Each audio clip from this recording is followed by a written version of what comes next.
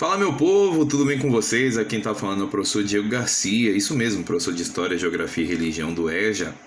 E hoje eu vim aqui para bater um papinho com vocês, isso mesmo. Eu vim falar das nossas atividades. E agora, toda segunda e quarta-feira, nós vamos ter vídeos falando sobre os nossos trabalhos, sobre o que nós temos que fazer, certo? Vocês receberam aí, eu vou compartilhar também no grupo com vocês, algumas atividades de História, Geografia e Religião. E hoje nós vamos bater um papo sobre a atividade de História e sobre a atividade de Religião. Quarta-feira a gente fala sobre a atividade de Geografia, tá bom? A primeira atividade que eu passei para vocês, pessoal, falar sobre um negocinho bem interessante, que é o tempo cronológico, o tempo histórico. E além disso, né, sobre como medir o tempo, né, por meio dos calendários e das divisões históricas. Mas veja só, é bem simples. Tempo cronológico é o tempo normal, certo? Então, aquele tempo lá seu, né, dias, minutos, horas, meses, anos, né? Quantos anos você tem, o seu aniversário, o aniversário da sua esposa, do seu marido, enfim, né? É isso. Isso é tempo cronológico, é o tempo normal. Tempo histórico é o tempo que define alguma história de alguma coisa. Por exemplo, a história do povoado onde você mora, a história da sua família, a história da sua cidade, a história do seu lugar. Isso tem um tempo que é diferente de outros lugares. Por exemplo, o tempo histórico de Pesqueira é diferente do tempo histórico do Brasil. O Brasil tem uma história muito maior, Pesqueira tem uma história menorzinha. Então o tempo histórico de Pesqueira é diferente.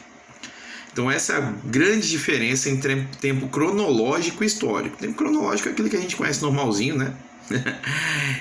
Minutos, horas e tal. O tempo histórico é um tempo voltado para alguma história, né? E falando de tempo cronológico, né?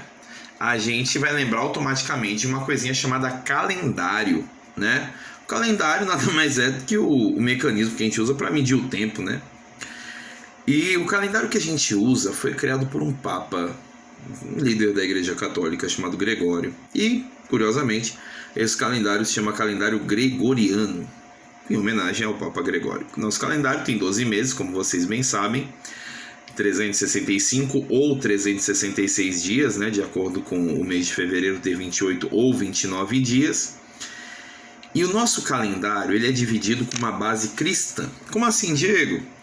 Nós vemos aqui no ano 2021 depois de Cristo, porque nós vivemos uma era depois do nascimento de Cristo. Porém, quem viveu antes do nascimento de Cristo vai usar o termo antes de Cristo. Então, por exemplo, eu nasci no ano de 1988, mas como eu nasci depois que Cristo nasceu, então eu nasci em 1988 depois de Cristo. Porém, existem pessoas na história, no modo geral, que nasceram antes de Cristo nascer, de vir ao mundo. E essas pessoas nasceram num ano antes de Cristo, né? AC. E essa divisão ela é feita exatamente pelo nascimento de Jesus. Inclusive, isso responde uma pergunta do questionário que eu passei, né? O nosso calendário é dividido pelo nascimento de Jesus, tá ok? E para entender melhor a nossa história, as pessoas que estudam na história e tal decidiram fazer divisões para facilitar o nosso trabalho, para facilitar o trabalho da pesquisa. E a história da humanidade ela acabou sendo dividida em 5 etapas. Isso mesmo, 5 etapas, 5 pontos, né? Pré-história, Idade Antiga, Idade Média, Idade Moderna, Idade Contemporânea. A pré-história é aquela época dos homens das cavernas, aquele momento bem primitivo. Na pré-história foi onde a gente aprendeu, por exemplo, a agricultura, acredita? A plantação que você faz aí, né, no seu roçado, a plantação a sua criação animal, né? Tudo isso nós aprendemos há muito tempo atrás, lá na pré-história. Foi a primeira etapa da nossa história como seres humanos. Depois da pré-história veio a Idade Antiga. Na Idade Antiga nós aprendemos a escrever, nós aprendemos a política, nós aprendemos o que é viver em sociedade. Né, na antiguidade, que vai até mais ou menos o ano 476 depois de Cristo. Depois vemos a Idade Média. Na Idade Média houve o grande desenvolvimento da Igreja Católica. A Igreja Católica passou a mandar no mundo inteiro e a fé passou a ser algo muito forte. Isso durou até mais ou menos o ano de 1453. Na quarta fase nós temos a Idade Moderna, que foi o período onde a política começou a superar a Igreja e durou até mais ou menos 1789. E a última fase é a Idade Contemporânea, que vai de 1789 até os nossos dias de hoje, que tem uma porrada de mudanças, né?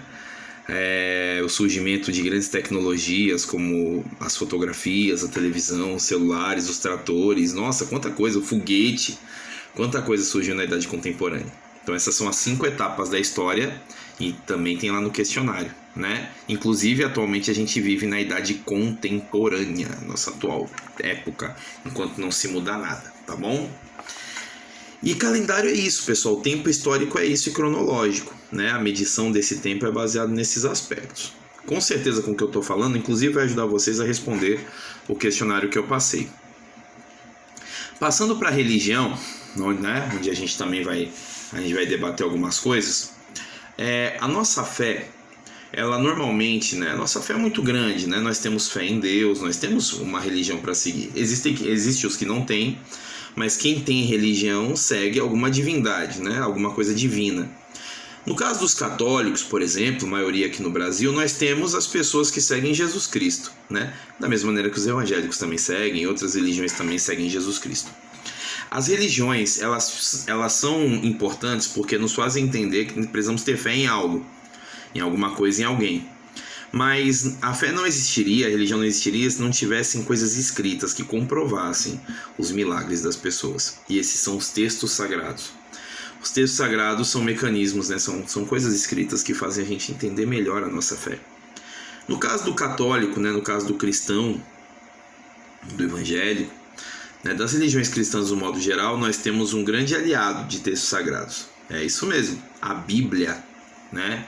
A Bíblia, no nosso caso, ela é muito importante, porque é de lá que nós tiramos os ensinamentos da fé de Deus. Então, é um texto sagrado, tem uma grande importância porque nos passa os ensinamentos de Deus e de Jesus Cristo e de todos que o seguiam, e pode ser considerado um texto sagrado por conta disso, né? E como função, né, para que serve um texto sagrado, além de estar na Bíblia? É indicar para a gente qual caminho a seguir de acordo com a nossa fé, né?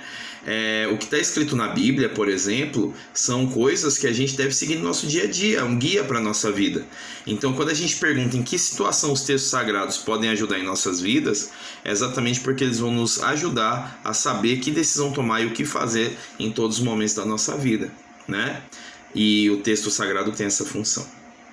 Gente, eu fiz uma pequena abordagem aqui com vocês de história e religião. Quarta-feira eu volto para falar da atividade de geografia. Lembrando que essa atividade ela já foi passada há alguns dias. Eu vou até confirmar aqui, foi mais ou menos ali pelos idos do começo do mês de maio. Foi no começo desse mês, né? Isso que eu estou falando ajuda a responder essas atividades do começo do mês. E quarta-feira a gente vai bater um papo sobre a atividade de geografia, que fala, dentre outras coisas, sobre a mudança no espaço geográfico. Na próxima semana, eu vou começar a falar com vocês sobre os assuntos da nossa segunda apostila, né? Que, por exemplo, em geografia vai trazer temas como o ciclo da água, né? Um tema muito importante. A questão da água é tão difícil, né? Às vezes a gente tem uma dificuldade tão grande nessa questão da água. Em história a gente vai falar de um tema muito legal, descobrimento do Brasil, né? E vamos inclusive mudar alguns pensamentos sobre isso. E em religião, nós vamos falar sobre o que é religião. Nós vamos tentar entender o que é religião de fato. Mas esse assunto fica para a semana que vem. Então, eu espero que eu tenha ajudado. Toda segunda e quarta-feira nós vamos ter vídeo aqui no nosso grupo do WhatsApp. Gente, saúde. Desejo muita saúde a todos vocês, viu? Fiquem todos com Deus. Um grande beijo para cada um de vocês e todos os familiares de vocês. Tá joia? Até mais. Tchau, tchau.